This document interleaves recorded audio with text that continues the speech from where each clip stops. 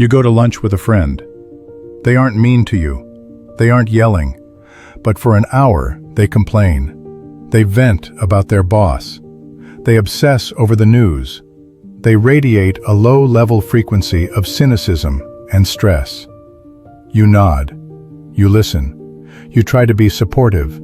But when you walk away and get back in your car, you notice something strange. Your shoulders are tight. Your patience is short.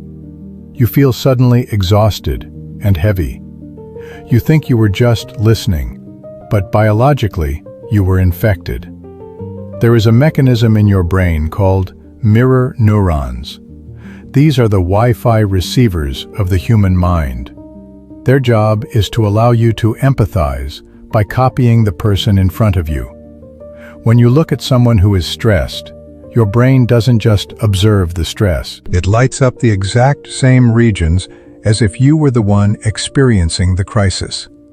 You are not just hearing their words. You are physically downloading their nervous system state into your own body.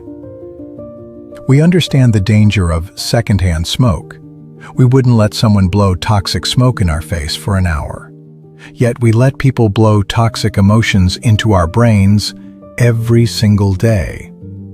You become the average of the 5 people you spend the most time with, not because of peer pressure, but because of biological programming.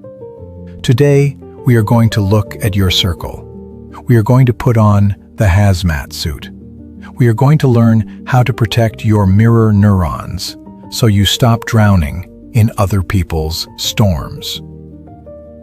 Chapter 1. The average of 5. There is an old saying that has been repeated in boardrooms and locker rooms for decades. It suggests that you are the average of the 5 people you spend the most time with. For a long time, this was treated as a metaphor. It was seen as motivational advice about peer pressure and networking. It was a way to tell young people to choose their friends wisely and to tell professionals to network upward. But as we peel back the layers of human biology, we find that this is not merely a poetic observation. It is a biological calculation.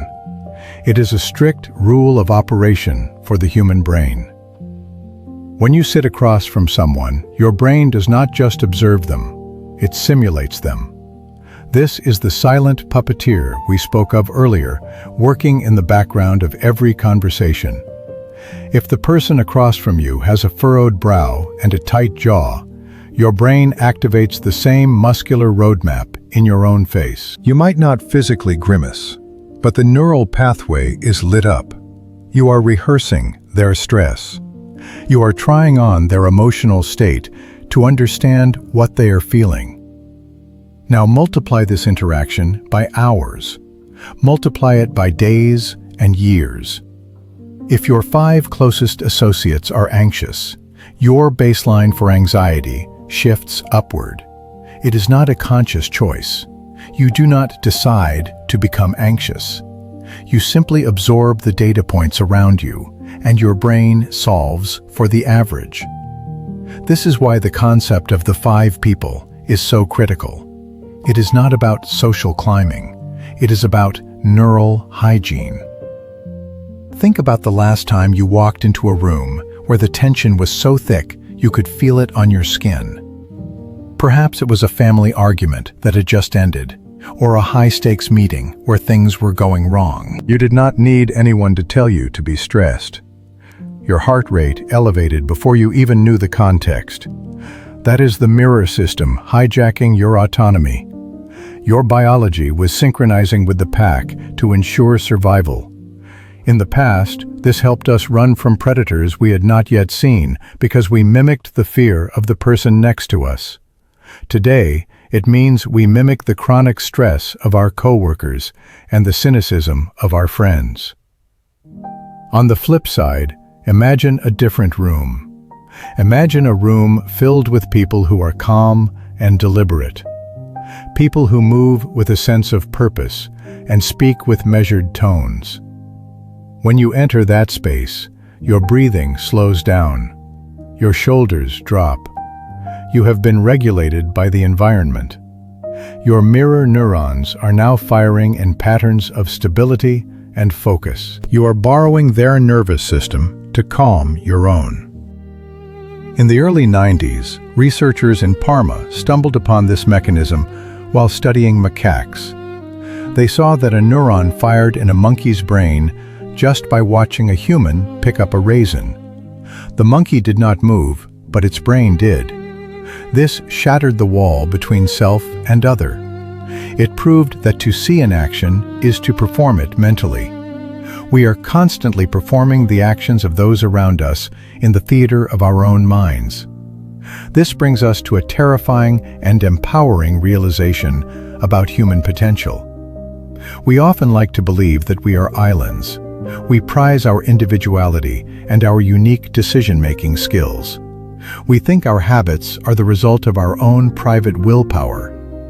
But the science suggests that willpower is often no match for environment. If you surround yourself with people who lack discipline, your mirror neurons are constantly rehearsing the act of giving up. If you see your closest friend reach for a distraction every time things get difficult, you are practicing that same distraction in your head. It is a form of passive learning that never turns off. You are learning how to be a human being every second that you are around other human beings. The accent you speak with is proof of this. You did not choose your accent. You did not study flashcards to learn how to shape your vowels. You simply mirrored the people around you until their way of speaking became your physical reality. Now apply that same logic to your work ethic. Apply it to your integrity. Apply it to your happiness. If you spend your evenings with people who constantly complain about their circumstances, you are training your brain to scan the world for problems. You are strengthening the neural pathways that identify negativity. Over time, you become a master of cynicism, not because you chose to be, but because you practiced it alongside your friends every single day. The brain gets good at what it practices, and mirror neurons ensure that you are always practicing whatever is in front of you. This is where the math of the average becomes literal. If you take 5 people who are financially reckless and you place yourself in the middle of them, you will eventually drift toward their financial behaviors.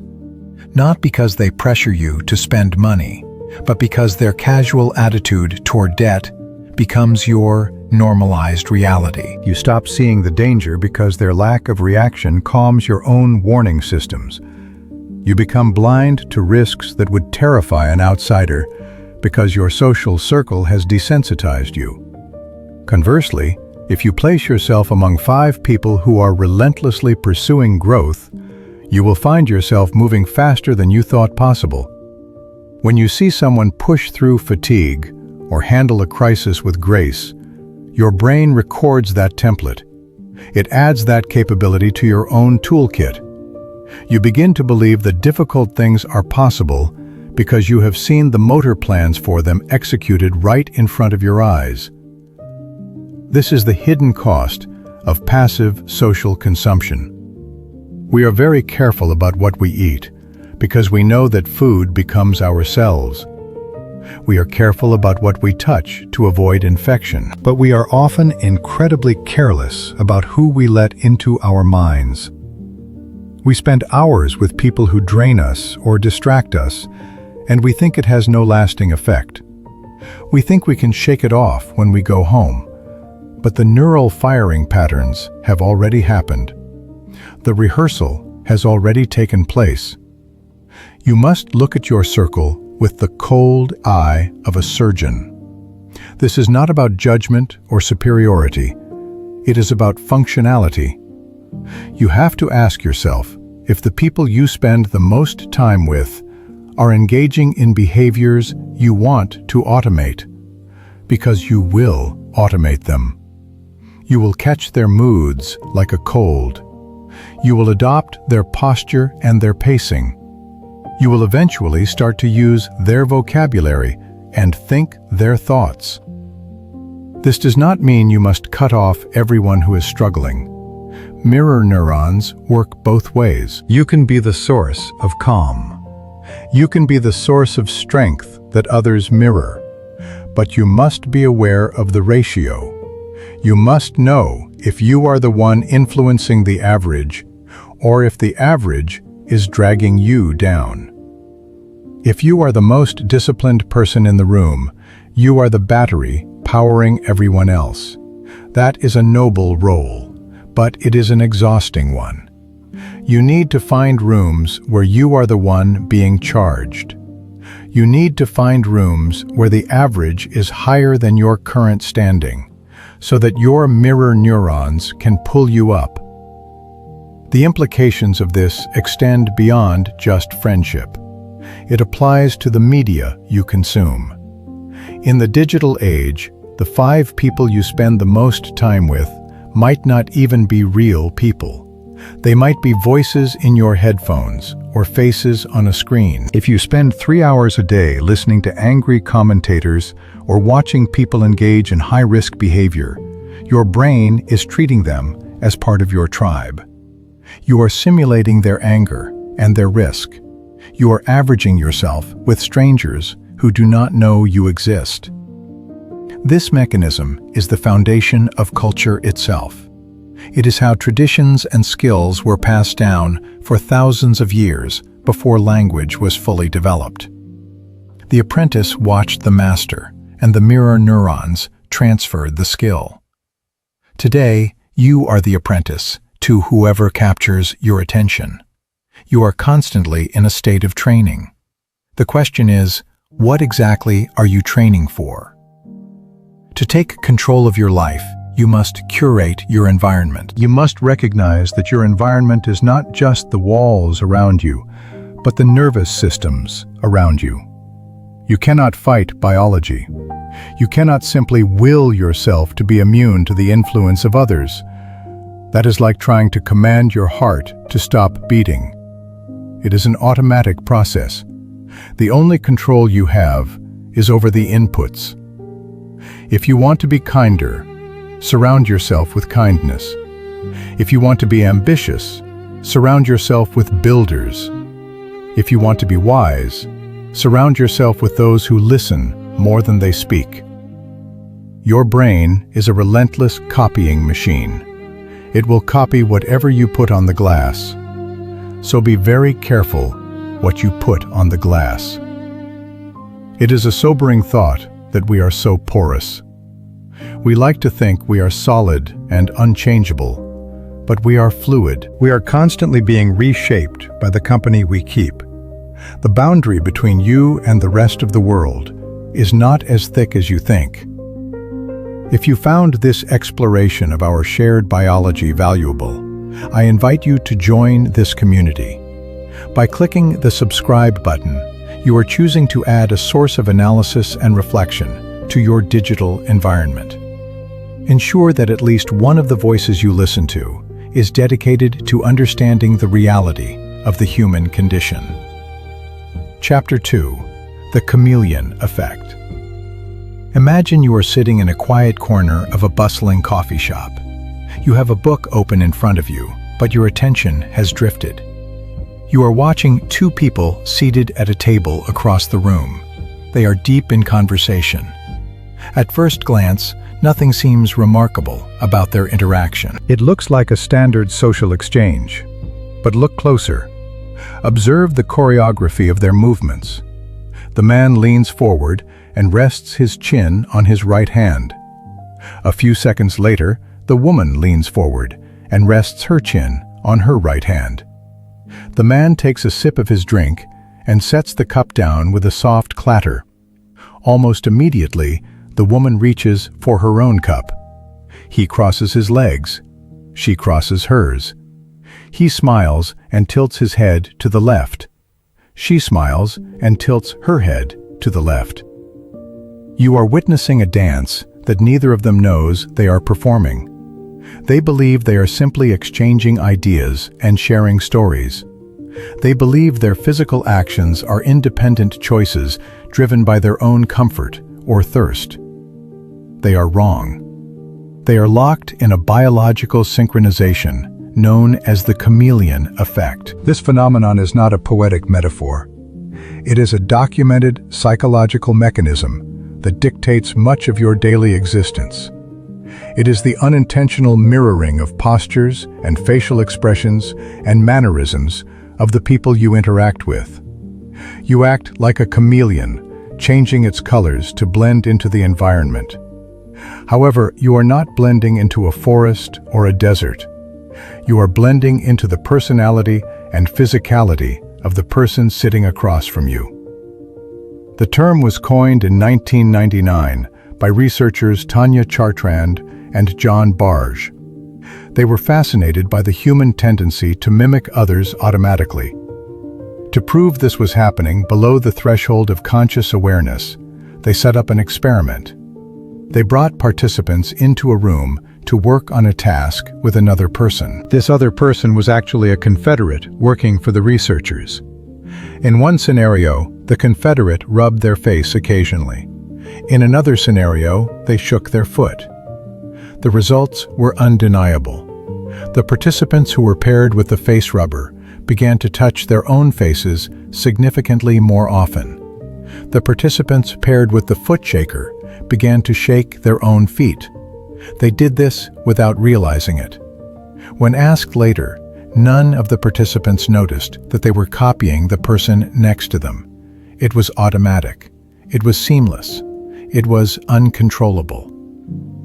You might wonder why the human brain would waste energy on such a trivial activity. Why does it matter if you cross your legs just because your friend did? The answer lies in our evolutionary history. We are social animals who survived by forming tight groups. In the ancient world, being cast out of the tribe meant death. We developed complex mechanisms to ensure we remained in good standing with our peers. Mimicry is one of those mechanisms. It serves as a social glue. When you mirror someone, you are sending a subconscious signal of affinity. You are telling them, without words, that you are like them, you are safe, you are on the same team. Studies show that when someone mimics us subtly, we tend to like them more. We rate them as more persuasive and more attractive. It creates a sense of rapport and trust. The brain is wired to seek this synchronization because it feels safe. However, there is a cost to this safety. This automatic mirroring means you are constantly downloading the physical reality of the people around you. You are not just observing them, you are simulating them. This brings us back to the concept of mirror neurons. These specialized neurons in your brain fire both when you perform an action and when you observe someone else performing that same action. If you watch someone grimace in pain, the same areas of your brain that process pain light up. You do not just see their pain, you experience a faint echo of it. This is the root of empathy, but it is also the root of vulnerability. Consider the implications of this when you choose your company. If you spend your time with people who are anxious and fidgety, your mirror neurons are constantly firing in patterns of anxiety. You see their furrowed brows, and your brain simulates that tension. You see their slumped shoulders, and your own posture begins to collapse. You are physically rehearsing the state of being anxious simply by being near them. This extends far beyond body language. It bleeds into vocal patterns and syntax. Have you ever noticed that after spending a weekend with a friend from a different region, you start picking up their accent or their slang? You start using their favorite words. You adopt the cadence of their speech. You might even start laughing like them. The chameleon effect suggests that we do not have a fixed, solid identity that remains impermeable to our environment. We are fluid. We are porous. We absorb the traits of others like a sponge absorbs water. If the water is clean, we become clean. If the water is dirty, we become dirty. This brings a terrifying literalism to the saying, that you are the average of the 5 people you spend the most time with. It is not just about their ideas, or their income, or their ambition. It is about their biology. You are the average of their breathing patterns.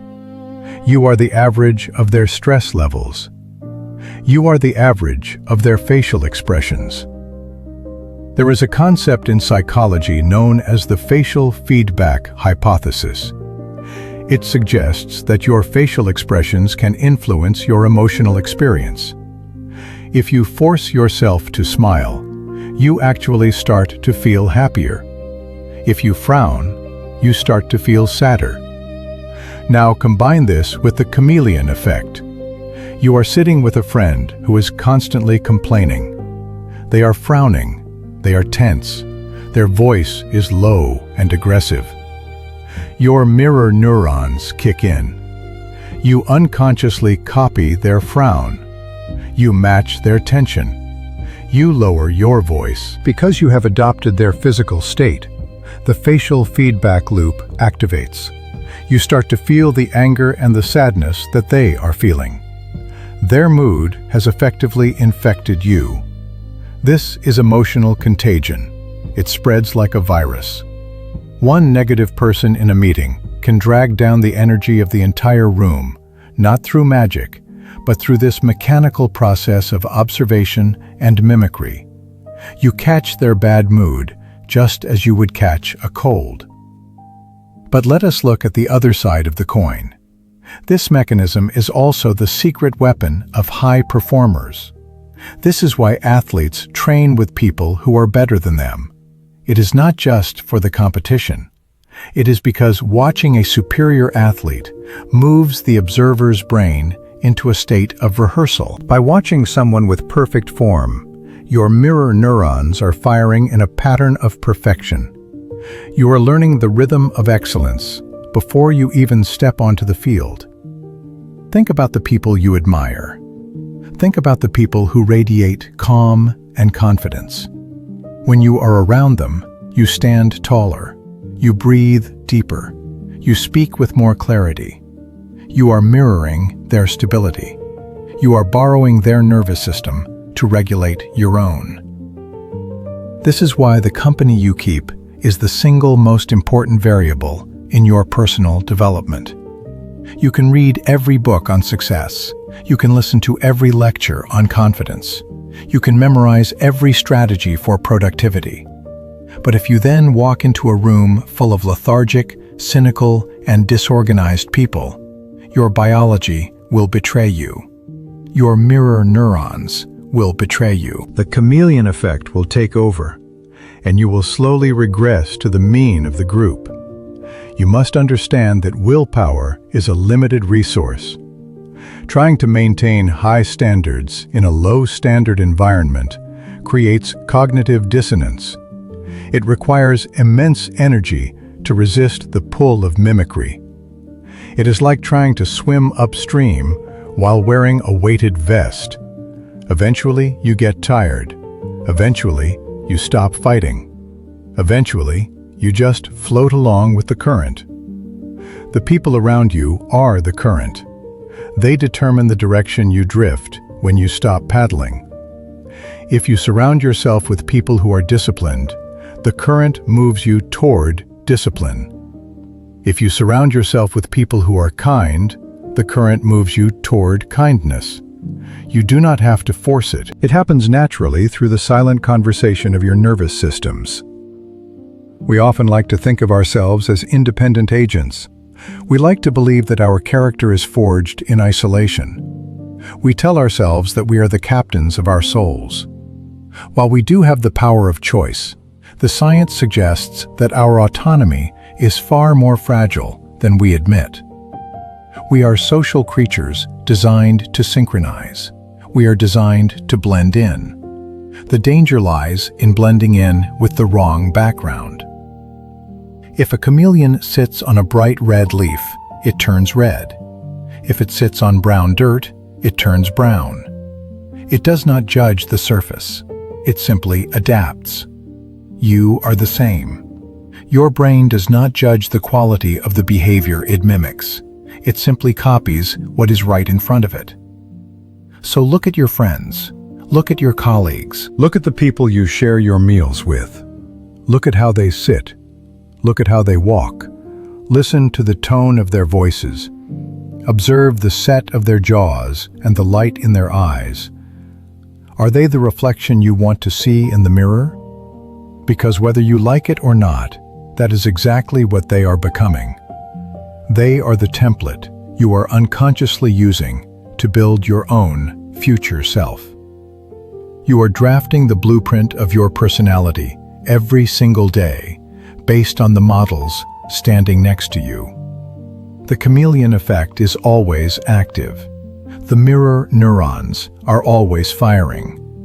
The only choice you truly have is where you choose to sit and who you choose to watch. You cannot stop the copying process, but you can choose the original that you are destined to copy. Chapter 3. Emotional contagion. Have you ever walked into a room just moments after two people have stopped shouting at each other? The room is silent. You did not hear the argument. You did not see the flushed faces or the wild gestures. You simply opened a door and stepped inside. Yet instantly you feel a heaviness settle in your chest. Your stomach tightens. Your heart rate shifts gears.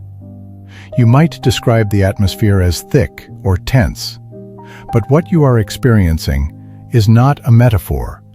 It is a biological event.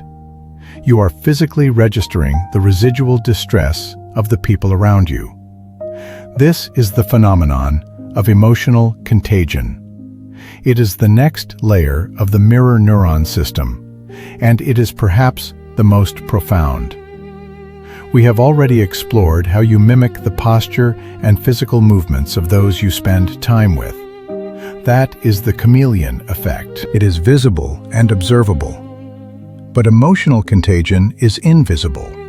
It operates below the surface of your awareness, and it is far more dangerous because it does not just shape how you stand or how you speak.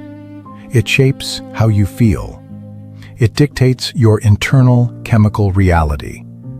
To understand this, you must realize that emotions are not strictly private events confined to the solitary fortress of your mind. Emotions are broadcast signals. We are a social species, and for millions of years, our survival depended on our ability to rapidly communicate our internal states to the tribe without saying a word.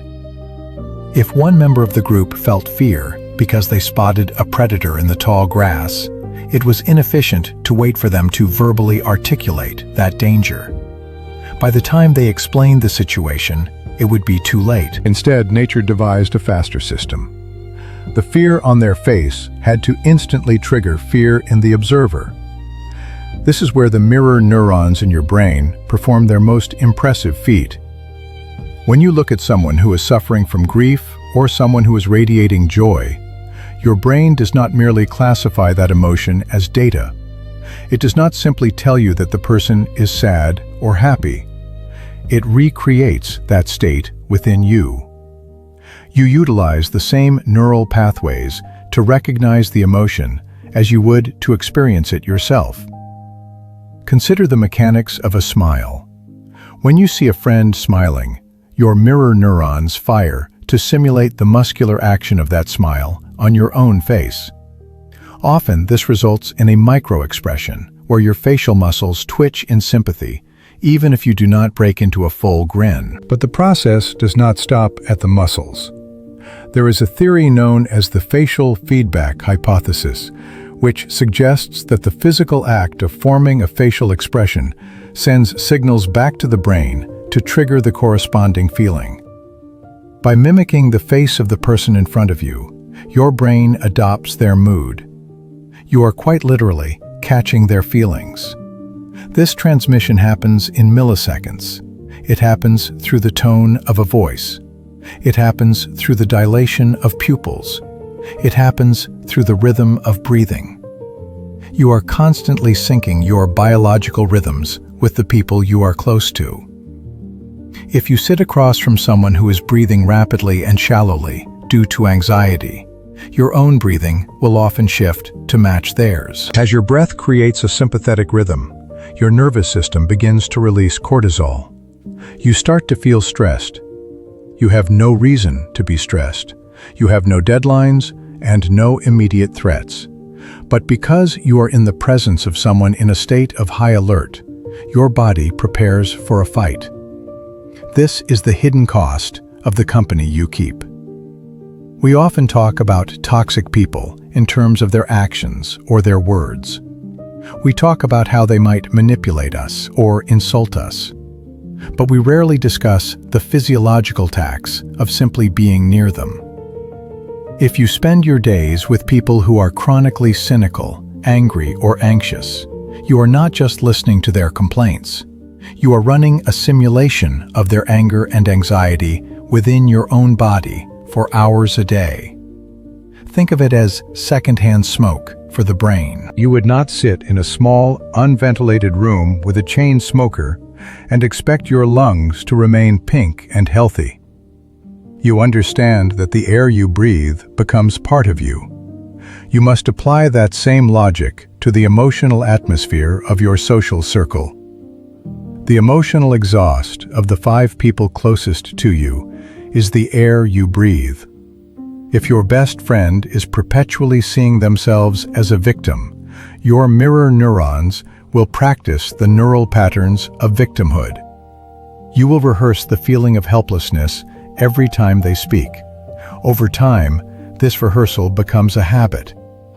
The neural pathways associated with helplessness will strengthen and thicken because neurons that fire together wire together. You will find yourself becoming more passive and more pessimistic, not because you chose to, but because you have been training your brain to specialize in those states. This explains why high performance is often clustered in groups. It is not just that ambitious people find each other. It is that ambition itself is contagious. Drive is contagious. Optimism is contagious. When you surround yourself with people who possess a relentless belief in their ability to solve problems, you mimic that belief. You see their determination, and your brain mirrors that posture of resilience. You leave a conversation with them feeling energized and capable. You feel like you can conquer the world because, for the last hour, your brain has been simulating the mind of someone who believes they can. This synchronization goes deep. Studies on neural coupling show that when a storyteller tells a compelling story and a listener is truly engaged, their brain patterns begin to look nearly identical. They lock into phase. The listener is not just hearing words, they are living the experience. This is why the advice to choose your friends wisely is not just a moral suggestion. It is a biological imperative. You must look at the people in your life and ask yourself a difficult question. If I become a copy of their internal world, will I be happy with the result? If I inherit their default emotional state, will I be at peace? We often think we have an emotional immune system that is strong enough to withstand the negativity of others. We tell ourselves that we can be the rock. We can be the stable one who uplifts the depressed friend or calms the angry partner. And in short bursts we can. But over the long term, the biology of mirroring is relentless. You cannot hold your breath forever. Eventually you have to inhale, and if the air around you is poisoned, you will get sick. There is a tragic beauty to this. It means we are permeable. We are not isolated individuals fighting a lonely battle for survival. We are connected by invisible threads of empathy and shared experience. We are designed to feel each other. But this permeability is a vulnerability. It means you must be ruthless in your curation of your environment. You are the architect of your own mind, but you build it with the materials provided by your neighbors.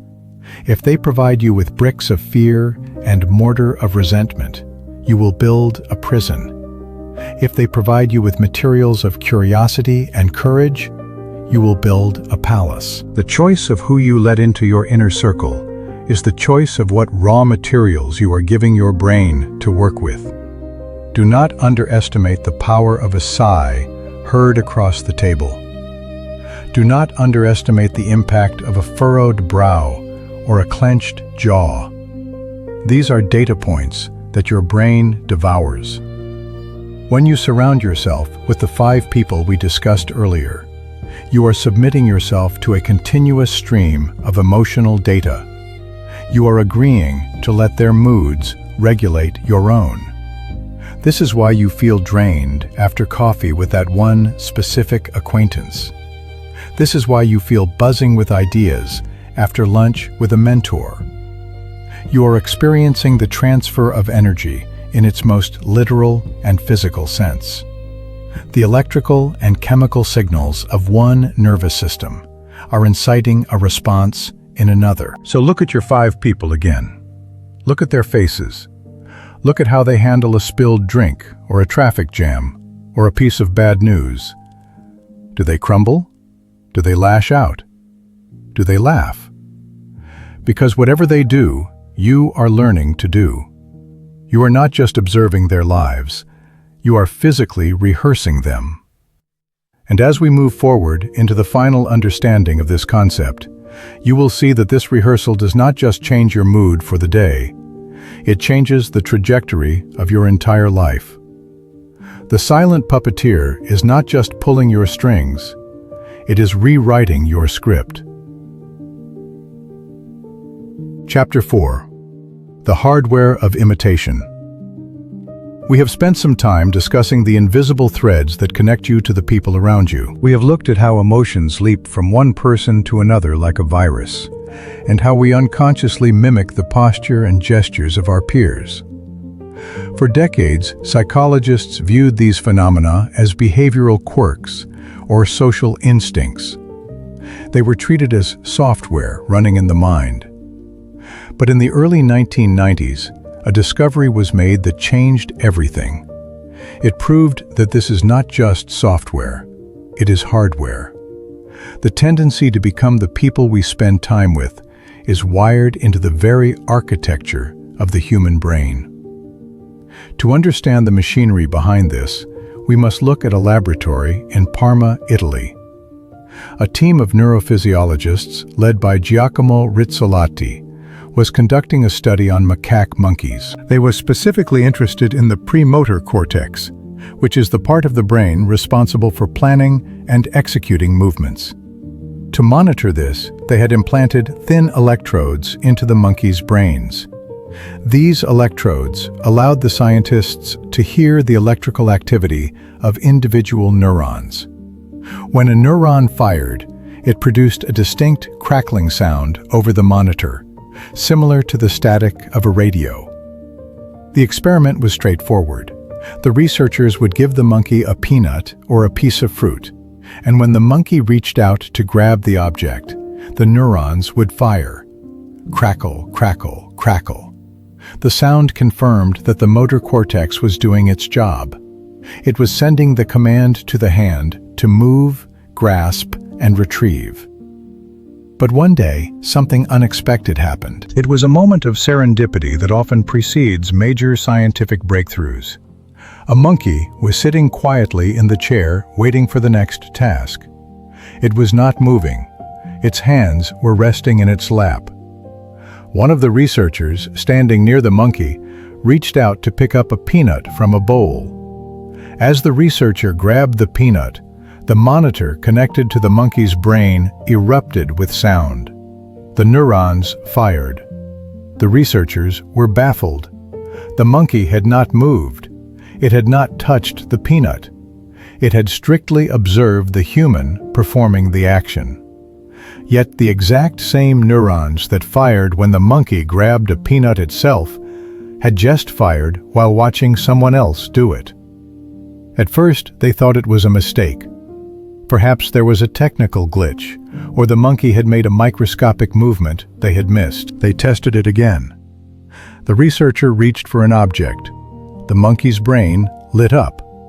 They discovered that specific neurons in the premotor cortex did not distinguish between doing an action and seeing that action done by another. They called them mirror neurons.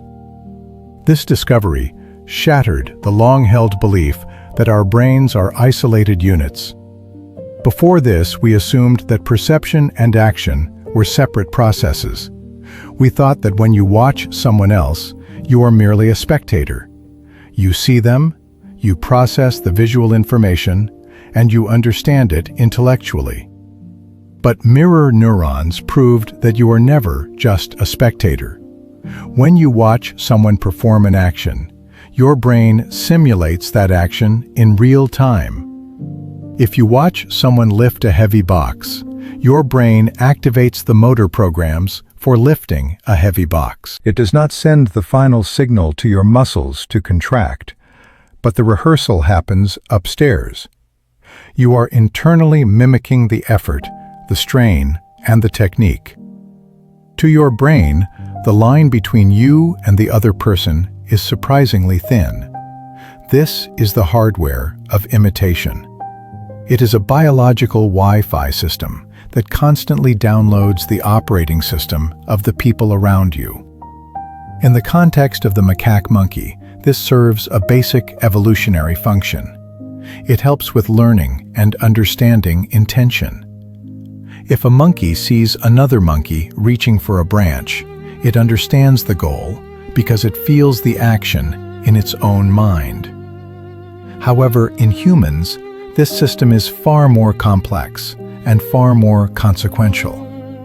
We have a much more elaborate mirror neuron system than primates. We do not just mirror simple hand movements or grasping gestures. We mirror facial expressions. We mirror vocal pitch. We mirror subtle shifts in body language that convey confidence or insecurity. When you spend your days surrounded by people who are anxious, reactive, and unfocused, your brain is not just observing them, it is practicing their state of being. Every time you see a colleague panic over a minor deadline, your brain runs a simulation of that panic. You are rehearsing their anxiety. You are strengthening the neural pathways that correspond to stress and reactivity. You might think you are ignoring them, but your hardware is quietly copying their code. Consider the implications of this for the old adage that you are the average of the 5 people you spend the most time with. This is no longer just a motivational poster slogan. It is a biological reality. If you surround yourself with people who are disciplined, calm, and high-performing, your mirror neurons are constantly firing in sync with their discipline. When you watch a mentor handle a crisis with absolute composure, your brain simulates that composure. It runs a trial of emotional regulation. You are getting reps in without lifting a finger. You are learning how to be calm by physically mapping the calmness of another person onto your own neural topography. This process happens beneath the threshold of your conscious awareness. You cannot turn it off. You cannot tell your mirror neurons to stop firing. If you are in the room, the simulation is running. This explains why willpower often fails when the environment is poor. You might intellectually decide that you want to be productive and focused. You can set that intention in the morning. But if you then walk into an office or a social circle where everyone is complaining, engaging in gossip, and procrastinating, your brain is being bombarded with signals to simulate those behaviors. You are fighting an uphill battle against your own biology. Your conscious mind says, "Work," but your mirror neurons are busy rehearsing the act of complaining and procrastinating because that is what they see. The brain is an efficient machine. It optimizes itself for the environment it is in. If the environment is filled with laziness, the brain optimizes for laziness. It assumes that if everyone else is acting this way, it must be the correct survival strategy for this particular habitat. We must also understand that this mirroring extends beyond physical action into the realm of intent and feeling. When you observe someone, your brain is not just copying the geometry of their movement. It is trying to understand the purpose behind it. It simulates the intention. If you are around people who are deceptive or manipulative, your brain is constantly simulating the mechanics of deception.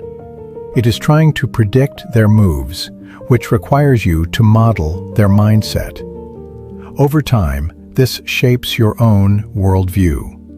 You start to see the world as a place of manipulation because you have spent so much neural energy simulating that perspective. Conversely, if you are around people who are radically honest and direct, your brain simulates that straightforwardness. You become more honest, not necessarily because of a moral epiphany, but because your brain has habituated to the motor and cognitive patterns of truth-telling. The danger of the hardware of imitation is that it is indiscriminate. Your mirror neurons do not have a moral filter. They do not judge whether a behavior is good or bad for your long-term goals. They simply reflect what is there. If you stand in front of a funhouse mirror, you cannot ask it to show you a true reflection. It reflects the distortion because that is its nature. Your brain reflects the people around you because that is its nature. This brings a sobering weight to our social choices. We often think of our social circle as a source of entertainment or comfort. We choose friends because they are fun or because we share a history. We rarely choose them based on the neurological patterns we wish to acquire. But if you accept the science of mirror neurons, you must accept that every person you interact with is a potential template for your future self. They are the source material for the simulations your brain runs millions of times a day. Imagine you are trying to learn a new language. If you sit in a room where everyone is speaking that language incorrectly, with bad grammar and poor pronunciation, you will inevitably learn to speak it poorly. It does not matter how smart you are. Your brain is absorbing the data it is fed. Behavior is a language. Success is a language. Emotional intelligence is a language. If the people around you speak these languages poorly, you will learn to speak them poorly. You will stutter through your habits and mispronounce your goals because your reference points are flawed. The hardware of imitation turns your social environment into a training camp. The question is, what exactly are you training for? Are you training for distraction? Are you training for cynicism? Are you training for mediocrity? Or are you training for focus, clarity, and purpose? The people around you are the drills you run every single day. This removes the ego from the equation. It stops being about whether you are strong enough to resist a bad influence. It becomes a matter of engineering. If you wanted to build a high-performance machine, you would not program it with corrupted code. Yet we often populate our lives with people who run corrupted code and then wonder why our own system keeps crashing. You must view your exposure to others as a form of dietary intake. You are consuming their behaviors. You are digesting their attitudes. And just like a diet high in sugar and processed trash will ruin your physical health, a social diet high in negativity and aimlessness will ruin your cognitive health. The discovery in Parma changed the way we look at human potential. It proved that we are not independent observers of the world. We are participants in a shared neural reality. We leak into one another. We overlap. As we move forward, we need to look at how to practically apply this. If the hardware is always on and the recording light is always blinking, how do we curate the input? How do we ensure that the simulations running in our minds are the ones that will lead us to the life we want? It starts by acknowledging that observation is passive action. To watch is to do. To be near is to become. The barrier between you and them is an illusion. The biology is clear. You are open, you are permeable, and you are being shaped by the company you keep, whether you consent to it or not. Chapter 5. Normalization of the abnormal. Imagine walking into a room that smells faintly of smoke. The moment you cross the threshold, the scent is sharp and undeniable. It triggers an immediate sensory alert. You might wrinkle your nose or look around for the source. Your brain flags this environment as different from the fresh air outside. It is a deviation from your baseline. Now, imagine you stay in that room for an hour. You sit down. You have a conversation. You focus on a task. Slowly, the sharp edge of that scent begins to dull. The sensory neurons in your nose stop sending urgent signals to your brain. This is a biological process called olfactory fatigue. Your system decides that this new environment is not a fleeting anomaly, but rather your new reality. The smell has not vanished. The smoke is still in the air, and it is still entering your lungs. But your perception of it has shifted. You have normalized the abnormal. This phenomenon is not limited to your sense of smell. It applies to your ethics. It applies to your work ethic. It applies to the very structure of your personality. When we discuss mirror neurons and the influence of the people around us, we often think of immediate mimicry. You smile, so I smile. You yawn, so I yawn. However, the deeper and more dangerous function of these neural pathways is the gradual recalibration of your baseline. This is the normalization of the abnormal. We like to believe that we possess an internal and objective compass. We think we know what constitutes hard work, or kindness, or integrity, regardless of where we are. We believe our standards are fixed like a mountain. But neuroscience suggests our standards are more like a thermostat. They adjust automatically to the temperature of the room we occupy. Consider the concept of the baseline. Your brain is an efficiency engine. It constantly scans your environment to determine what is standard behavior. It does this to save energy. If every action required a deep moral or logical analysis, you would be exhausted by noon. So instead, your brain looks at the 5 people closest to you and asks a simple question. What are we doing today? If those 5 people are constantly late to meetings, your mirror neurons observe this repeatedly. At first, you might feel annoyance. You might feel the friction of your own punctuality clashing with their tardiness. But watch what happens over time. You see them arrive late without consequence. You see them laugh it off. You see the social group accept it. Your brain begins to rewrite the script. Punctuality goes from being a requirement to being an option. Eventually, being on time starts to feel like you are the one who is uptight. You are the one who is out of sync. To align with the tribe, you relax your standard. You have normalized the delay. This drift is rarely sudden. It is a slow erosion. It is the drip of water that eventually cuts through stone. When you surround yourself with people who constantly complain, your brain begins to map complaining as a primary mode of communication. Mirror neurons do not distinguish between good habits and bad habits. They only distinguish between what is present and what is absent. If cynicism is present, your brain rehearses cynicism. It fires the neural pathways associated with negativity simply by observing it in others. Over weeks and months, these pathways thicken. They become superhighways of electrical impulses. You find yourself complaining not because you made a conscious choice to be negative, but because it has become the path of least resistance. The abnormal behavior of constant grievance has become your normal dialect. This is why the company you keep is the most significant variable in your trajectory. It is not just about peer pressure. Peer pressure is when someone explicitly tells you to do something. This is far more subtle. This is peer perception.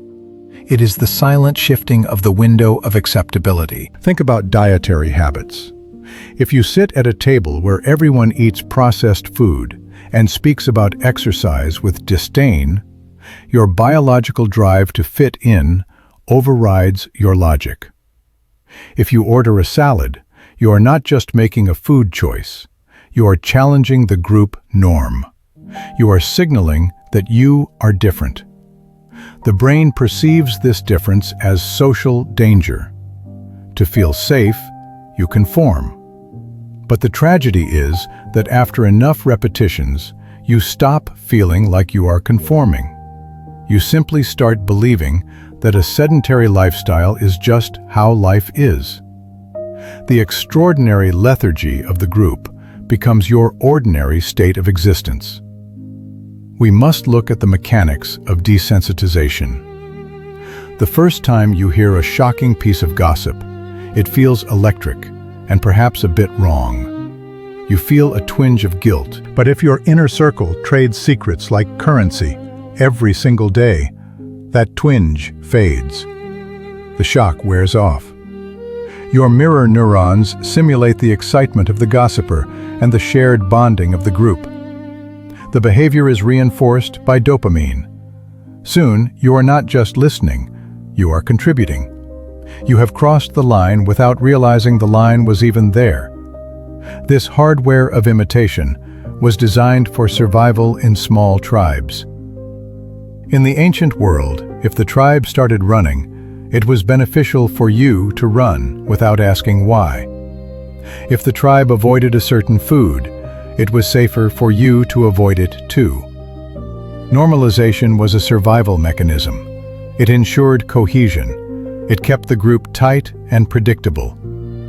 But in the modern world, this mechanism often works against us. We are often surrounded by people who are not surviving, but merely drifting.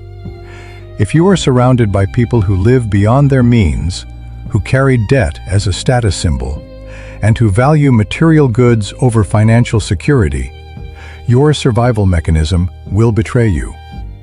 You will normalize financial recklessness. You will look at your own debt and shrug because it looks just like everyone else's. The abnormal state of financial fragility becomes your comfort zone. The danger is that this process feels like relief. It feels like relaxation. Holding yourself to a higher standard than your environment is physiologically stressful. It requires inhibition. It requires your prefrontal cortex to constantly override your impulse to blend in. That takes massive amounts of glucose and mental energy. It is exhausting to be the only disciplined person in a room of indulgences. It is exhausting to be the only honest person in a room of liars. Eventually, the brain seeks to resolve this tension. It has two choices. You can either leave the environment, or you can lower your standards to match it. Most people do not leave. They lower their standards. They normalize the abnormal because it is the path that allows them to rest. However, this mechanism can be harnessed for your benefit. This is the flip side of the coin. The normalization of excellence is just as powerful as the normalization of mediocrity. Imagine entering a different room. In this room, everyone is obsessed with learning. Everyone speaks with precision and clarity. Everyone treats their time as a non-renewable resource. In this room, talking about other people is considered boring, while talking about ideas is considered thrilling. At first, this environment might feel intimidating. you might feel inadequate. This is the same sensory alert you felt with the smoke, but in reverse. You are sensing a higher baseline. But if you stay, your mirror neurons get to work. They begin to simulate the focus you see in others. They mimic the posture of engagement. They copy the language of ambition. Slowly, the intimidation fades and is replaced by adaptation. You stop seeing reading as a chore and start seeing it as a default activity, because that is what the tribe does. You stop seeing exercise as a punishment and start seeing it as basic hygiene. You are not forcing these changes through sheer willpower. You are absorbing them through exposure. You are normalizing the extraordinary. This is why top athletes train together. It is not just for the competition. It is to reset their internal thermostats. In a group of Olympians, waking up at 4 in the morning is not heroic. It is normal. It is the baseline. If you are the only one sleeping in, you feel the social friction. You align upward. We must understand that we are permeable vessels.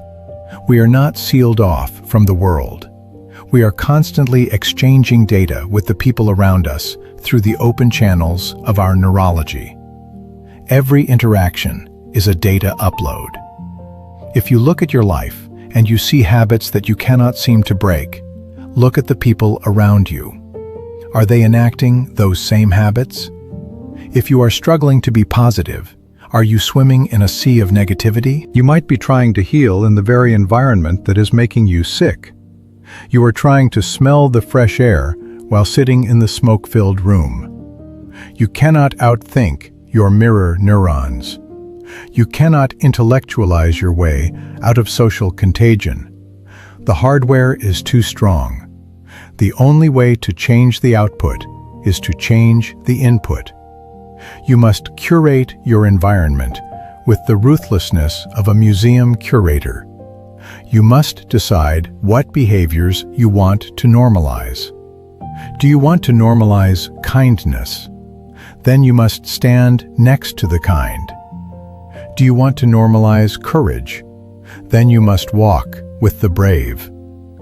Do you want to normalize critical thinking? Then you must engage with the intellectual. The frightening truth is that you will become the average of the people you tolerate. If you tolerate the abnormal, it will eventually become your normal.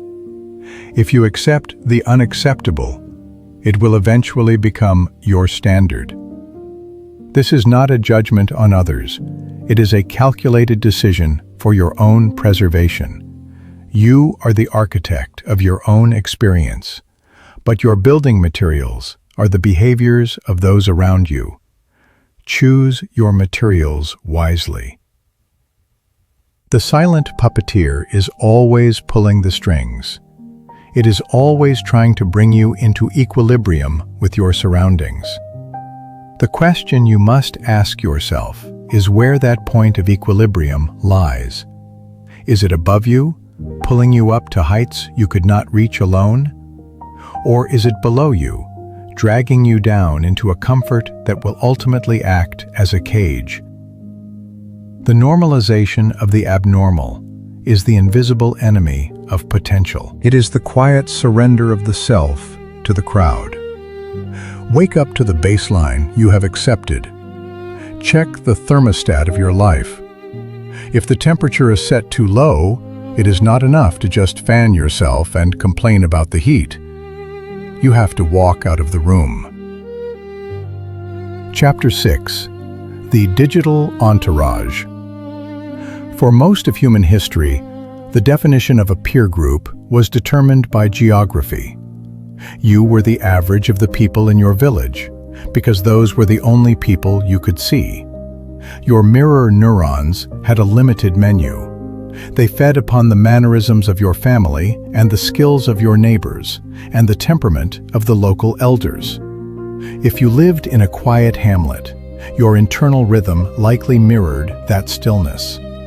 If you lived in a bustling port city, your neural pathways adapted to a chaotic cadence. The limitations of the physical world acted as a natural containment field for your social conditioning. You could not imitate a king unless you lived at court. You could not mimic a philosopher unless you sat in his lecture hall. The horizon of your potential behavior was defined by how far you could walk in a day. That horizon has collapsed. The constraints of geography have been obliterated by the rectangle of glass in your pocket. We have entered the era of the digital entourage. This is a shift in our environment so radical and so sudden that our biology has not had a moment to catch its breath. We have moved from the village square to the global feed, but our hardware remains trapped in the Stone Age. The brain is an exquisite imitation machine, but it is easily tricked. When it comes to mirror neurons, the brain struggles to differentiate between a face across the dinner table and a face on a high-definition screen. To your primary motor cortex, the distinction is negligible. When you watch a person on a display experiencing an emotion or performing an action, your neural circuitry fires in sympathy. It does not matter that the person is thousands of miles away. It does not matter that the video was recorded 5 years ago. It does not matter that the interaction is entirely one-sided. Your brain simulates the experience as if it is happening to you right now. This means the old adage about being the average of the 5 people you spend the most time with requires a terrifying update. You are no longer just the average of your physical friends and family. You are the average of the influencers you follow. You are the average of the vloggers you watch with your morning coffee. You are the average of the pundits who scream at you from the cable news clips you scroll past in the evening. You are the average of the fictional characters you binge watch until 2 in the morning. Consider the implications of this digital proximity. You might sit in a room alone, but neurobiologically, you are standing in a crowd of thousands.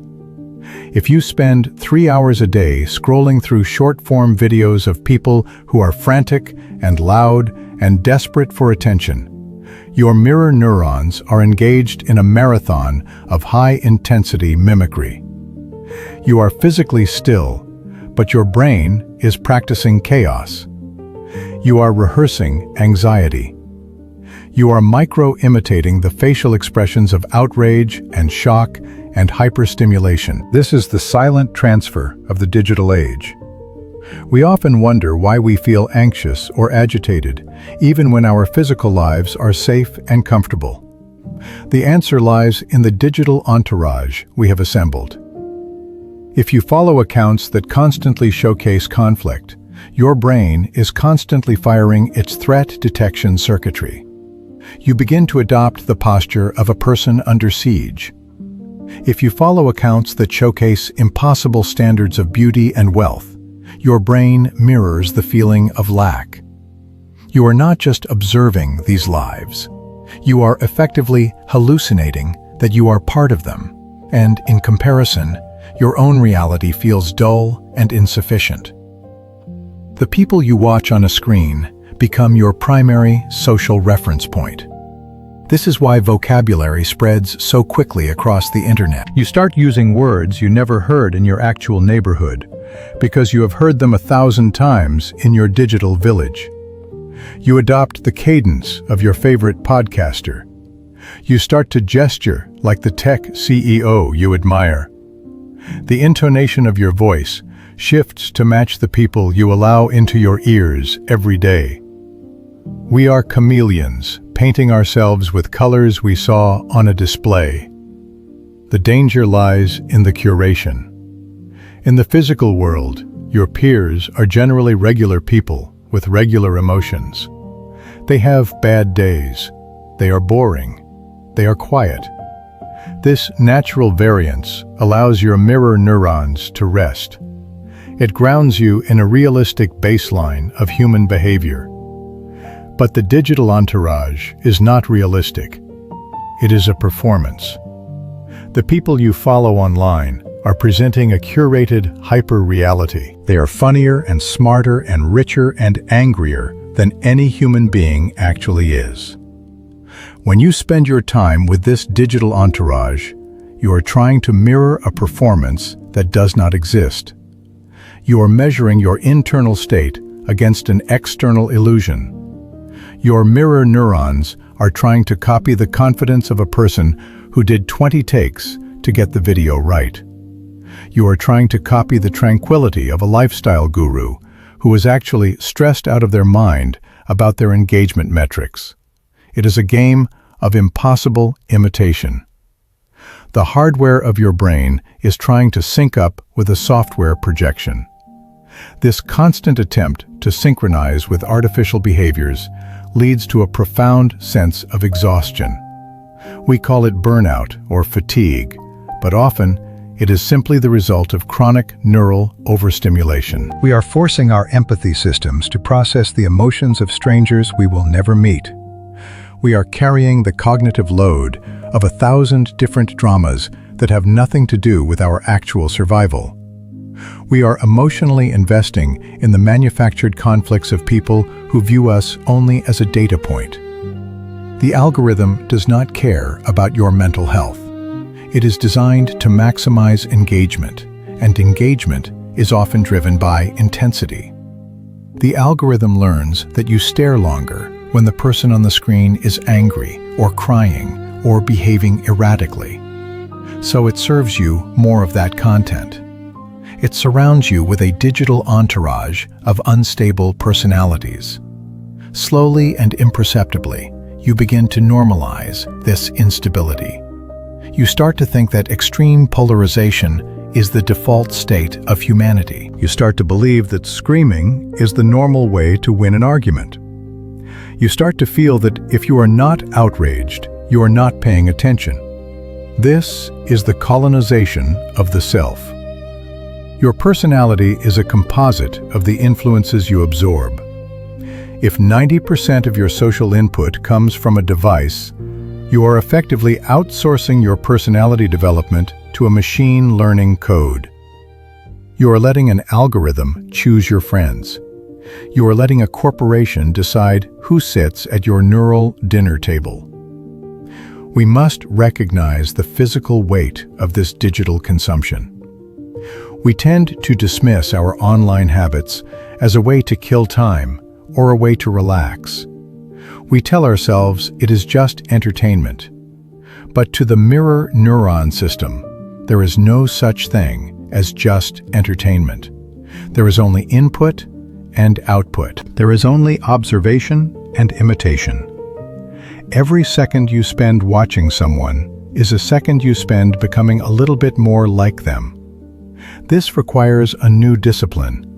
We are fastidious about who we let into our homes. We lock our doors. We would not invite a screaming stranger to sit on our sofa while we eat dinner. We would not invite a narcissist to lecture us while we lie in bed. Yet we invite them in through our screens without a second thought. We leave the digital door wide open.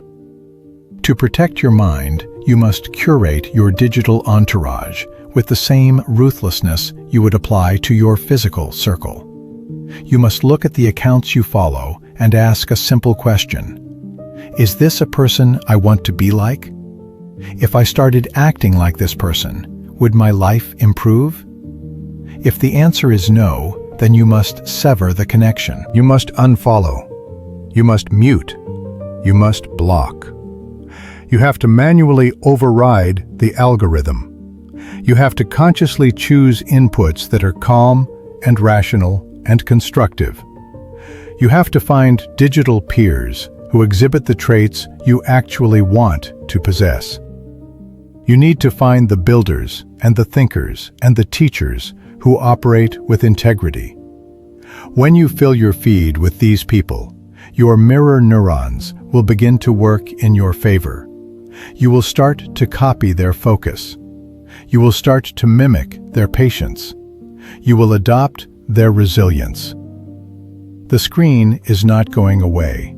The digital village is our permanent residence now. But you still have the power of selection. You are the gatekeeper of your own perception. You decide who gets to train your brain.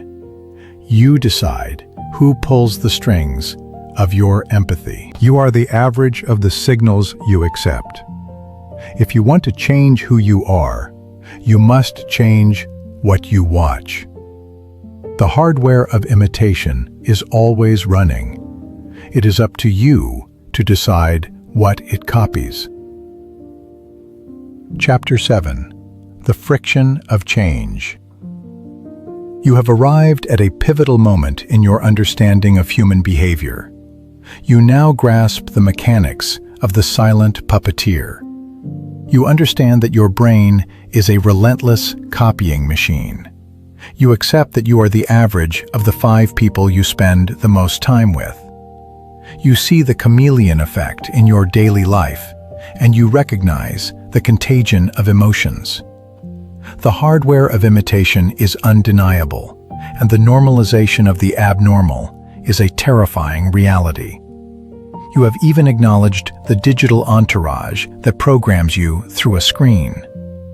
Now comes the hardest part. Now you decide to change. You decide that you want to rewrite the script. You want to elevate that average. You want to curate a new set of inputs for your mirror neurons to absorb. You make a conscious decision to improve your health or your finances or your mindset. You wake up one morning with a steely resolve to step out of the line, and immediately you hit a wall. This is the friction of change. It is not a metaphor.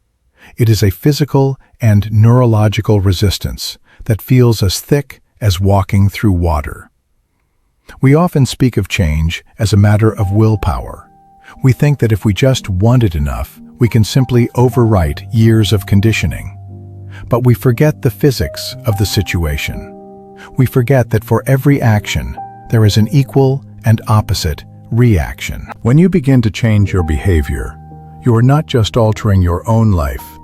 You are disrupting the equilibrium of the group. You are breaking the synchronized dance that your mirror neurons have perfected over years of association. Think about the mechanics of a gear system. If one cog suddenly decides to spin in reverse or at a different speed, the entire machine grinds and screeches. Heat is generated, sparks fly, teeth break. The machine does not want one cog to change. The machine wants smooth operation.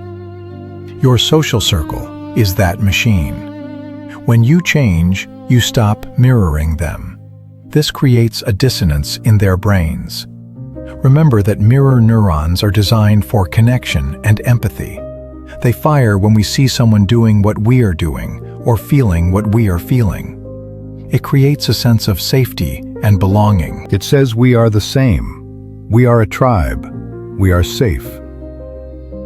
But when you stop drinking alcohol while they continue to drink, or when you start waking up early while they sleep in, or when you stop complaining while they vent, you break the reflection. You are no longer providing them with the validation of their own choices. Their mirror neurons search for the familiar pattern and fail to find it. This triggers a subtle alarm in their nervous system. It is not necessarily malicious. It is biological. It registers as a threat. It registers as a loss of connection. This creates the friction. You will feel it in the air.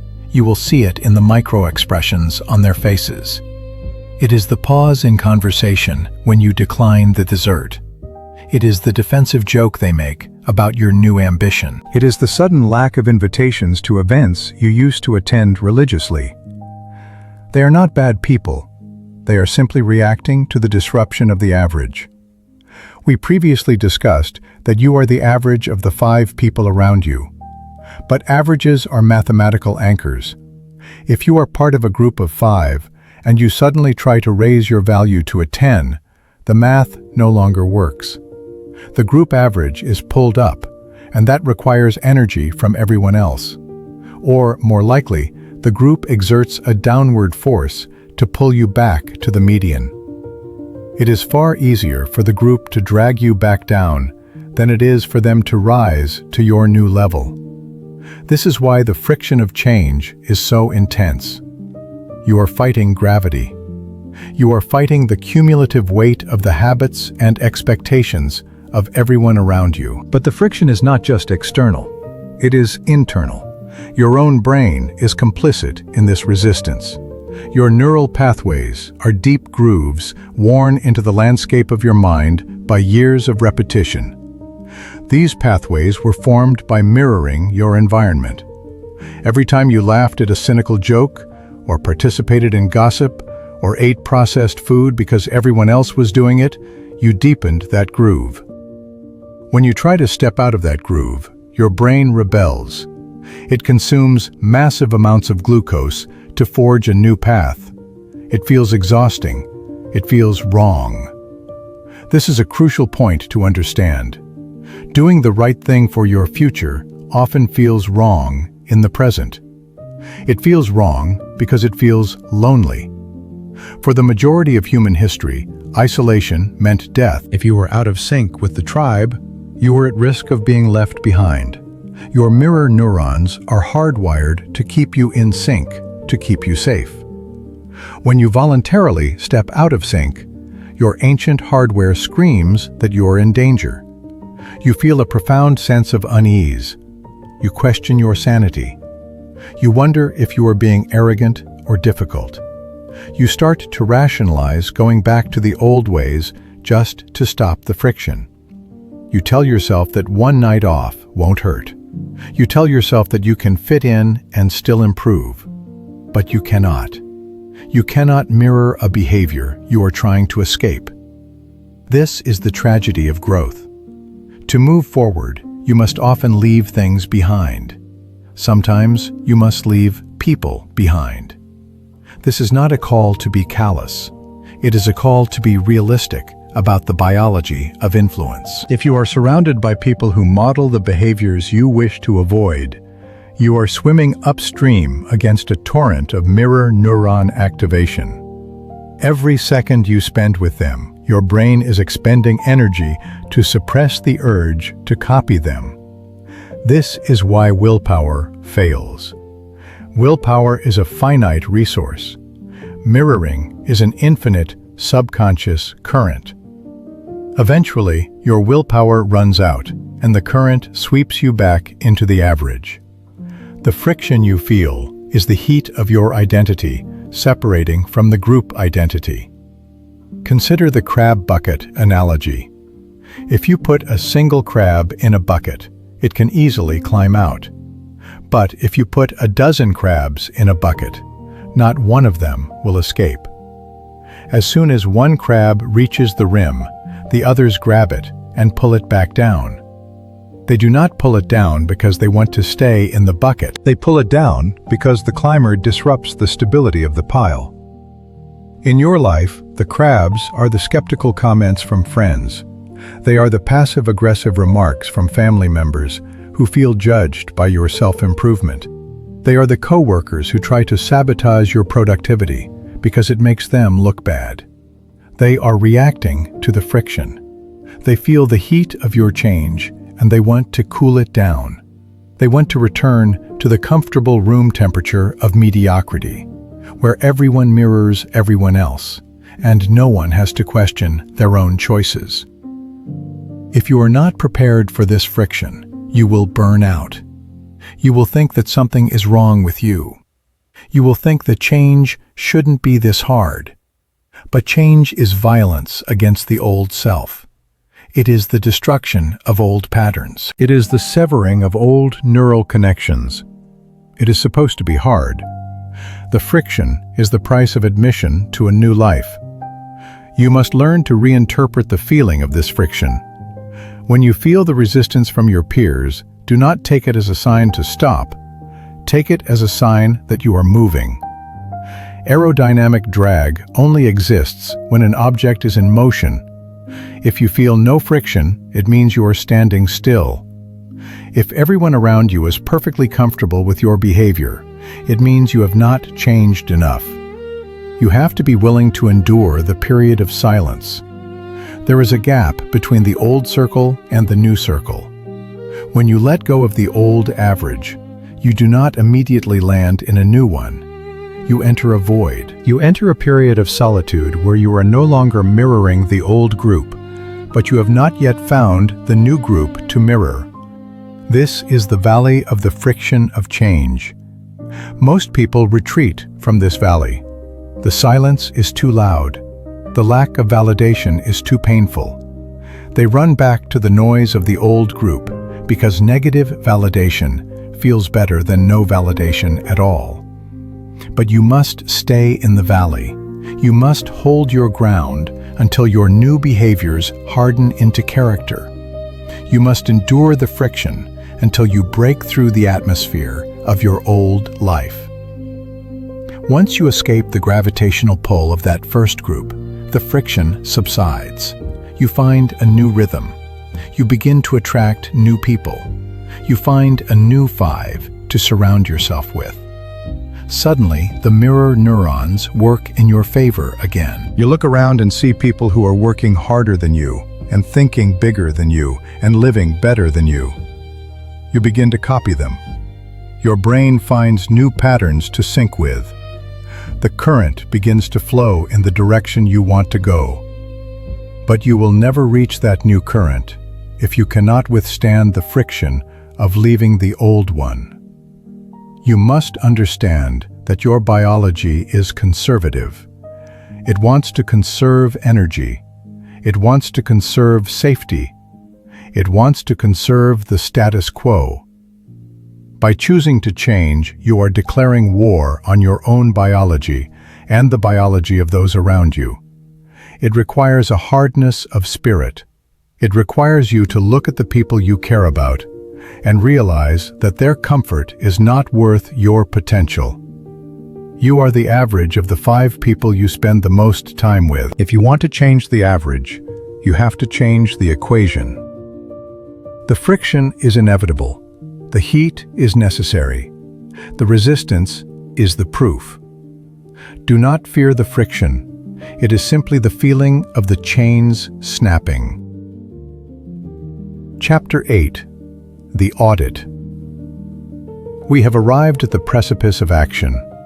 Throughout this exploration, we have dissected the invisible wires that pull at your behavior. We have looked at the silent puppeteer of mirror neurons. We have examined the chameleon effect and the contagion of emotions. You now understand that your brain is not an isolated fortress. It is a porous sponge that indiscriminately soaks up the patterns, habits, and anxieties of those around you. You understand the hardware. You understand the science.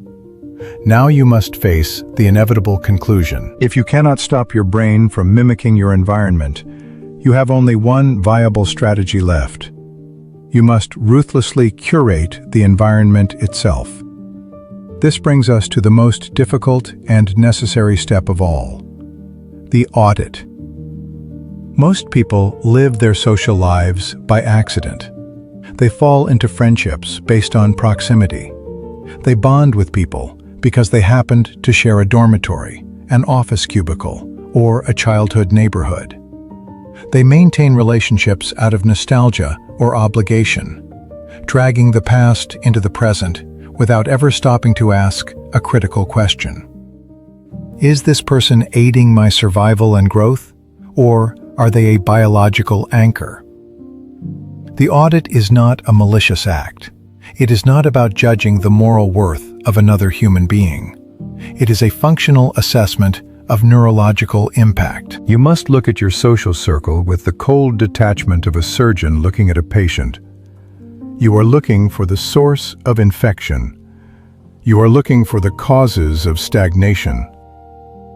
To begin the audit, you must analyze the data of your own life. Look at your calendar for the last month. Identify the 5 people you spent the most face-to-face time with. Now, close your eyes and simulate an interaction with each of them. When you leave a conversation with this person, How do you feel? Do you feel energized, clarified, and motivated? Or do you feel drained, confused, and cynical? Your body often knows the answer before your intellect does. That exhaustion you feel after coffee with an old friend is not just tiredness. It is the metabolic cost of suppressing your own values to mirror theirs. It is the price of emotional contagion. We can generally categorize the people in your life into 3 distinct neurological profiles during this audit. The first group is the corrosive. These are the individuals who are actively destructive to your state of mind. They are the chronic complainers, the victims, the gossips. When you are with them, your mirror neurons are forced to simulate their distress. You mimic their facial expressions of disgust or anger. You replicate their posture of defeat. Internally, your brain releases cortisol to match their stress levels. You might think you are just listening to a friend vent, but physiologically, you are rehearsing their trauma.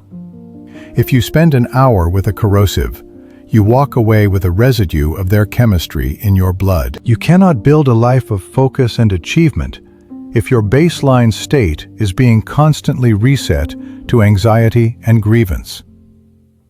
The second group is the stagnant. This is the most dangerous group because they feel safe.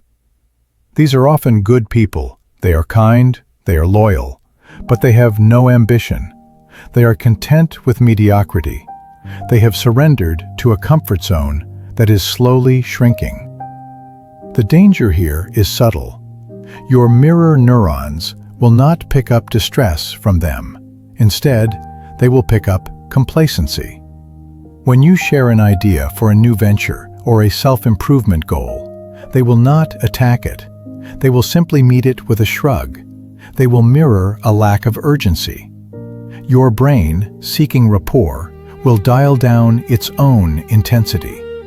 You will find your drive evaporating, not because of an obstacle, but because the people around you have normalized standing still. You are running a race while tied to a heavy object that refuses to move. The third group is the catalytic. These are the people you need to find. These are the individuals who are operating at a level higher than you. They possess the habits, the discipline, and the emotional resilience you desire. When you are in their presence, the dynamic shifts. Your mirror neurons now have a blueprint for excellence. You watch how they handle a crisis. You observe how they speak about their future. You notice that they do not engage in petty gossip. Your brain begins to copy these high-value patterns. You do not have to force yourself to work harder. The social pressure of their standard pulls you up. Being the least knowledgeable person in a room of experts is uncomfortable for the ego, but it is the optimal environment for the brain. Conducting the audit requires you to place every person in your life into one of these categories. Once you have done this, you must face the friction of change. This is where most people fail. They identify the corrosive and the stagnant, but they do nothing. They are held back by a misplaced sense of loyalty or a fear of conflict. You must understand that distancing yourself from someone does not require a dramatic declaration. You do not need to hand them a letter of resignation. You simply need to reallocate your resources. Your time and your attention are finite resources. By giving hours to the stagnant, you are stealing hours from the catalytic. You are stealing hours from your own potential. The method is benign neglect. You gradually reduce the frequency of exposure. You decline the invitation to the aimless happy hour. You shorten the phone call. You stop feeding the dynamic that harms you. This process is painful. It is painful because our evolutionary biology screams against it. We are tribal creatures. To be separated from the tribe meant death on the savannah. Your brain interprets social distance as a survival threat. When you start to pull away from the group, you will feel guilt. You will feel fear. The people you are leaving behind will sense the change. They may accuse you of thinking you are better than them. They may try to pull you back down. This is not because they are evil. It is because your change threatens their stability. If you improve, it forces them to look at their own stagnation. They want you to stay the same, so they can remain comfortable. You must override this biological guilt with rational conviction. You are not responsible for the emotional regulation of other adults. You are responsible for the architecture of your own mind. If you allow your empathy to become a weakness, you will drown in the sorrows of others. You must erect boundaries. A boundary is not a wall that shuts people out. It is a gate that dictates what is allowed in. You are the gatekeeper. Once you have created space by reducing the noise of the corrosive and the stagnant, you will face a void. You will have free time. You will have silence. Do not rush to fill this with digital noise. Use this space to seek out the catalytic. Finding the right people requires effort. It is an active hunt. You must go to the places where the people you want to emulate congregate. If you want to be fit, you must be in the places where athletes train. If you want to be an entrepreneur, you must go to where builders build. You cannot wait for them to knock on your door. You must place your physical body in their vicinity, so your mirror neurons can do their work. Remember that this audit applies to the digital world as well, as we touched on previously. But the physical world is where the bandwidth is highest. A podcast is a one-way street. A conversation is a feedback loop. You need the feedback loop. You need to see the micro-expressions of a mentor when you suggest a bad idea. You need to feel the energy of a peer who is pushing through the same obstacle as you. As you restructure your circle, you will notice a phenomenon. The standards that used to feel impossible will begin to feel normal. If you spend your days with people who run marathons, running a 5K seems trivial. If you spend your time with people who read a book a week, scrolling social media for 3 hours feels repulsive. This is the normalization of the extraordinary. It is the flip side of the normalization of the abnormal. By curating your input, you change your output without the sensation of grinding effort. You are leveraging the machinery of imitation for your own benefit. This is the ultimate hack of human nature. You cannot surgically remove the parts of your brain that want to conform. You cannot disable the mirror neuron system. You will always be a reflection of your surroundings. Therefore, the only true agency you have is the choice of surroundings. The audit is not a one-time event. It is a continuous process of hygiene. Just as you must repeatedly clean your home because dust accumulates, you must repeatedly evaluate your circle because complacency accumulates. People change. Relationships shift.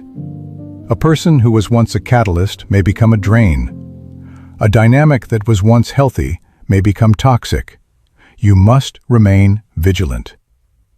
There is a cold reality to this perspective, but there is also immense liberation.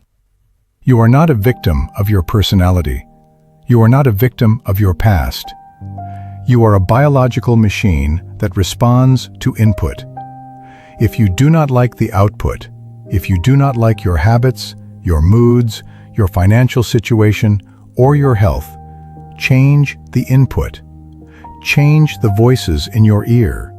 Change the faces across the table. The saying that you are the average of the 5 people you spend the most time with is not just a self-help cliché. It is a biological warning. It is a prediction of your future. Look around you right now. Look at the 5 people closest to you. Look at their lives. Look at their health. Look at their happiness. If you are not willing to become them, then you must make a move. The strings of the puppeteer are in your hands, but only if you have the courage to cut the ones that are holding you down. The audit is your scissors. Use them. Chapter 9. Curating the Gallery. Imagine your mind as a sprawling museum with high ceilings and endless corridors. This is the gallery of your life. Every person you interact with is an artist who walks through your front door. Some arrive with delicate brushes and vibrant colors, while others barge in with spray paint and sledgehammers. Because of the way your brain is wired, the art they create does not stay on their canvas. It bleeds onto yours. We have spent the last few chapters discussing the mechanics of this phenomenon. We looked at the silent puppeteer of social influence. We examined the hardware of imitation and the reality of emotional contagion. You now understand that mirror neurons are the gallery staff. They are tireless workers who do not distinguish between a masterpiece and a disaster. Their only job is to copy what they see. If you stand in front of a person who is anxious and reactive, your staff immediately begins painting anxiety and reactivity onto the walls of your own psyche. If you stand in front of someone who is disciplined and calm, they begin to paint structure and peace. This brings us to the final and most critical phase of our journey. This is the phase of action. We call this curating the gallery. Most people live their lives with an unguarded door. They practice passive curation. They let proximity dictate the quality of their collection. If they happen to work next to a chronic complainer, they allow that complaining to become a permanent exhibit in their mind. If they are born into a family that normalizes conflict, they allow conflict to cover every inch of their mental space. They assume that the people around them are simply a fixed reality, like the weather. They endure the storm because they do not realize they hold the key to the shelter. Passive curation is a dangerous strategy. It assumes that the world has your best interests at heart. It assumes that the random assortment of people you meet in school or at the office constitutes the best possible peer group for your development. Statistically, this is almost never true. When you leave the doors wide open, you get clutter. You get the normalization of the abnormal. You wake up one day and realize your gallery is filled with portraits of fear and sculptures of mediocrity. You wonder why you feel so heavy. You wonder why change feels like swimming through concrete. It is because you are trying to hang a single painting of success in a room crowded with failure. To become the curator of your own life, you must adopt a different mindset. A curator is selective. A curator is protective. A curator understands that space is limited and that everything on display sends a message. The first step in this process is often the hardest. It is the removal of the damage. You have completed the audit. You know which relationships act as anchors and which act as engines. Now you must face the friction of distancing yourself. This does not always require a dramatic confrontation or a public declaration. We are not talking about burning bridges for the sake of spectacle. We are talking about the strategic management of exposure. Think of it as moving a piece of art into storage. You might have a friend from childhood who has refused to grow. Every time you meet, the conversation revolves around gossip or past glories or cynical complaints about how unfair the world is. Your mirror neurons fire in sync with his. You leave the interaction feeling drained and pessimistic. You do not have to hate this person to realize that he does not belong in the main hall of your gallery. You simply reduce the frequency of the viewing. You place boundaries on the time and the topic. You stop offering unlimited access to your neural pathways. This creates guilt for many people. We are conditioned to believe that loyalty means sinking with the ship. We feel that we owe our time to anyone who claims a history with us. But you must weigh this guilt against the biological cost. Every hour you spend simulating a toxic mindset is an hour you are not simulating a healthy one. It is a question of resource management. Your brain has a finite amount of energy to spend on modeling the world. If you spend it modeling victimhood, you will become a victim. If you spend it modeling aimlessness, you will lose your direction. This is not cruelty, it is hygiene. Once you begin the work of removal, you will encounter a strange phenomenon. You will face the void. When you stop spending Friday nights with people who drag you down, you might find yourself sitting alone. The gallery walls are suddenly bare. The silence can be deafening. This is the moment where most people panic. The silence feels like loneliness. It feels like failure. In their desperation, they rush to open the doors again and let anyone back in just to fill the space. Do not do this. The empty wall is not a defect. It is potential. It is a clean canvas waiting for something worthy. You must learn to sit with the silence and resist the urge to populate your life with noise. This vacancy is the prerequisite for the next step, which is the active acquisition of excellence. Curating the gallery is not just about what you remove, it is about what you bring in. You must become a hunter of high-quality signals. You need to find people who embody the traits you wish to acquire. You need to find the people who make your mirror neurons work for you rather than against you. You might say that such people are rare. You might say that you live in a small town or work in a stagnant industry, and that these paragons of success are nowhere to be found. This is where the modern world offers you a supreme advantage. We discussed the digital entourage earlier, but now we look at it as a tool for curation. Your brain does not require physical touch to activate the mirroring process. It requires observation. It requires engagement. If you cannot find a mentor in your neighborhood, you can find one in a biography. If you cannot find a disciplined peer group at your office, you can find one in a podcast or a lecture series. When you spend 10 hours listening to a brilliant thinker explain their decision-making process, your brain is rehearsing those decisions. You are hanging a masterpiece on your wall.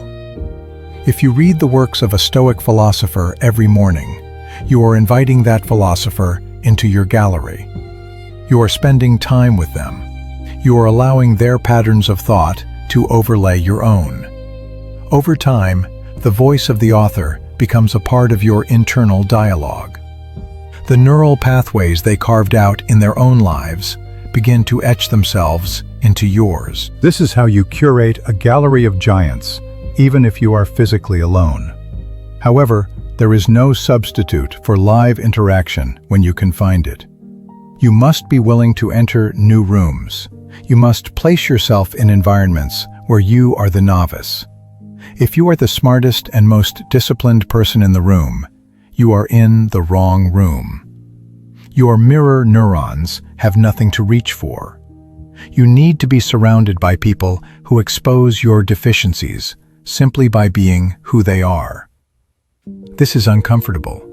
It hurts the ego to stand next to someone who is operating at a level you have not yet reached. The instinct is to retreat to the comfort of the familiar. But the curator knows that this discomfort is the feeling of growth. It is the friction of the upgrade. When you spend time with people who are fitter than you, or calmer than you, or more focused than you, the gap between your reality and theirs creates a tension. Your brain seeks to resolve this tension by closing the gap. It begins to mimic their posture and their language and their habits. You are drafting off their momentum. As you curate your gallery, you will notice a shift in the atmosphere. The air becomes lighter. The chaotic, abstract shapes of stress and drama are replaced by the clean lines of purpose. You find that your automatic reactions change.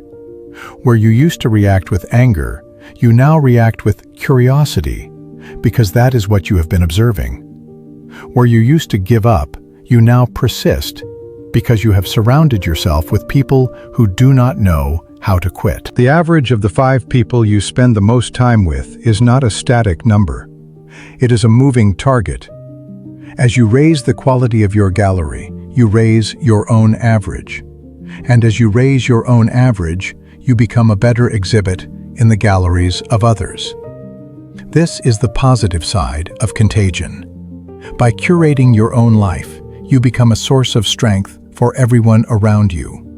You become the person that others look at and unconsciously mimic.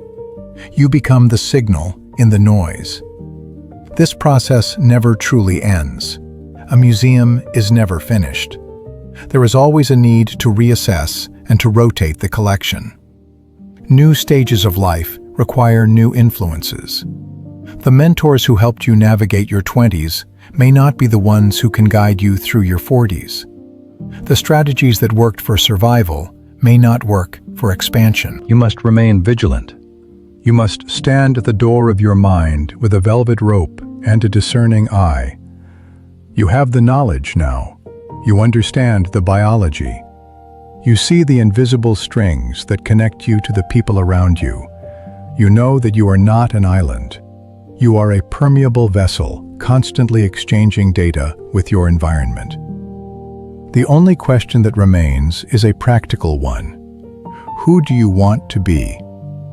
Look at the people around you. Look at them closely. Look at their habits and their tempers and their relationships. Look at how they handle adversity and how they treat a waiter and how they spend their mornings. If you do not want to be like them, you must not spend your life with them. You must protect the gallery. You must choose your artists with extreme care. Your mind is the only space where you truly live. Do not let it become a dumping ground for other people's trash. Make it a sanctuary. Make it a cathedral of the very best that human beings have to offer. The choice is yours, and the door is in your hands. The final reflection. We have walked through the mechanics of the mind and seen the invisible strings that pull us toward the behaviors of others. You now understand that your personality isn't a static island, but a fluid reflection of your environment. Mirror neurons ensure that you do not just observe the people around you. You biologically map their actions onto your own nervous system. This brings us to the final reflection. Look closely at the life you have built. Are you proud of the habits, the anxieties, and the ambitions you have absorbed from your peers? If there is hesitation in your answer, then it is time to wield the power of choice. You cannot stop your brain from imitating what it sees, but you can decide what it looks at. It is a practical matter of positioning. Place yourself among those who embody the discipline and kindness you seek.